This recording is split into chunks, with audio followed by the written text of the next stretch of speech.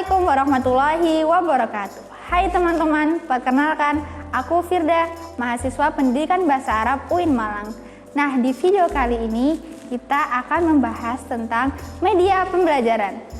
Nah, teman-teman pasti udah nggak asing lagi kan dengan media pembelajaran, apalagi selama pandemi ini banyak sekali orang-orang yang mengembangkan media pembelajaran.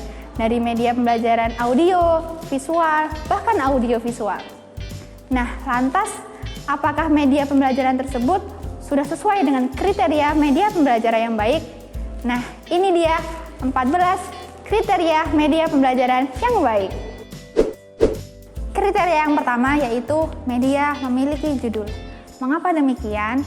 Karena dengan adanya judul ini setidaknya pengguna media pembelajaran itu ketika sebelum menggunakannya itu sudah tahu media pembelajaran ini tuh memuat apa aja.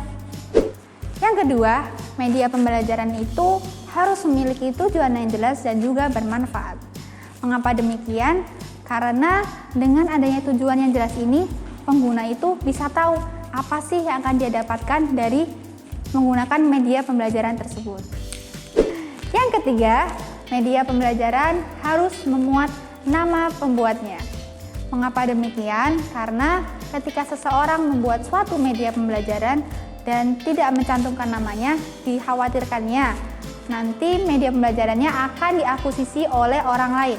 Selain itu, dengan adanya nama pembuat dalam media pembelajaran akan memudahkan pengguna ketika ingin mendapatkan informasi lebih lanjut tentang media pembelajaran tersebut. Yang keempat, media pembelajaran itu harus dibuat sesuai dengan tingkatan pendidikan. Contohnya, ketika kita hendak membuat media pembelajaran untuk madrasah ibtidaiyah, maka bahasanya harus lebih ringan, kemudian desainnya harus lebih yang menarik, colorful, dan komponen-komponen lainnya itu harus disesuaikan dengan tingkatan madrasah ibtidaiyah. Yang kelima, media pembelajaran itu harus menarik. Nah, media pembelajaran itu harus dibuat semenarik mungkin. Kenapa demikian? Karena untuk meningkatkan minat siswa dalam belajar. Jangan sampai dengan adanya media ini justru membuat siswa merasa bosan, sehingga minat dalam belajarnya pun turun. Yang keenam, media pembelajaran harus aktual dan terkini. Maksudnya adalah media pembelajaran yang hendak dikembangkan itu harus mengikuti perkembangan zaman.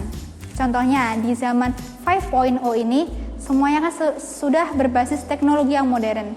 Jadi media yang hendak dikembangkan pun harus berbasis dengan teknologi modern. Yang ketujuh, media pembelajaran itu harus tahan lama dan tidak tergerus oleh perkembangan zaman. Kenapa harus tahan lama? Agar media pembelajaran itu bisa digunakan terus-menerus di masa depan nanti. Yang kedelapan, media pembelajaran itu harus memuat warna yang sesuai dan jelas. Mengapa demikian? Karena warna itu juga mempengaruhi mood penggunanya dan juga untuk mempermudah pengguna dalam menggunakan media pembelajaran tersebut.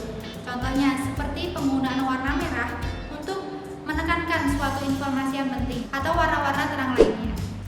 Yang kesembilan, media itu harus memuat tulisan yang jelas dan juga benar. Karena dengan jelasnya tulisan ini akan mempermudah pengguna media pembelajaran dalam memahami materi-materi yang ada dalam media pembelajaran tersebut. Yang ke-10, media pembelajaran itu harus mudah digunakan. Kenapa demikian? Karena tujuan dari dibuatnya media pembelajaran itu kan untuk mempermudah penggunanya dalam memahami materi-materi. Nah, jangan sampai dengan adanya media pembelajaran ini justru mempersulit penggunanya dalam memahami materi tersebut. Yang ke-11, media pembelajaran itu harus tidak menimbulkan kesalahan ketika digunakan. Nah, kriteria yang ke-11 ini itu masih ada kaitannya dengan kriteria sebelumnya, yaitu media pembelajaran harus mudah digunakan. Ketika media pembelajaran itu sulit untuk digunakan, maka besar kemungkinannya akan terjadi kesalahan ketika menggunakannya, sehingga materi yang termuat dalam media pembelajaran itu tidak tersampaikan dengan baik kepada penggunanya. Yang ke-12, media pembelajaran itu harus sesuai dengan jumlah siswa dalam penggunaannya. Jadi ketika ada 12 siswa dalam satu kelas, maka harus ada 20 media pembelajaran yang bisa diakses atau digunakan oleh siswa tersebut. Dan yang terakhir, yaitu yang ke-14, media pembelajaran itu harus fleksibel. Fleksibel di sini maksudnya adalah media pembelajaran itu harus bisa digunakan oleh seluruh siswa. Meskipun tiap siswa itu memiliki tingkatan pengetahuan dan kemampuan yang berbeda. Nah, teman-teman, itu tadi sedikit informasi mengenai kriteria-kriteria pembelajaran yang baik. Semoga bermanfaat. Terima kasih. Wassalamualaikum warahmatullahi wabarakatuh.